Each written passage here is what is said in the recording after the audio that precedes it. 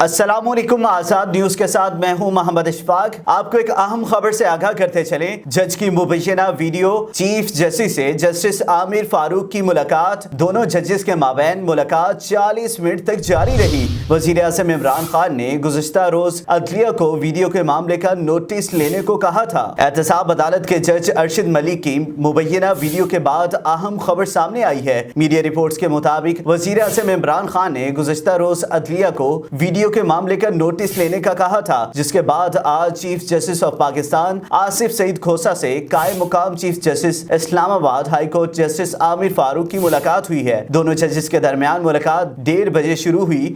دونوں ججز کے مابین ملاقات 40 منٹ تک جاری رہی۔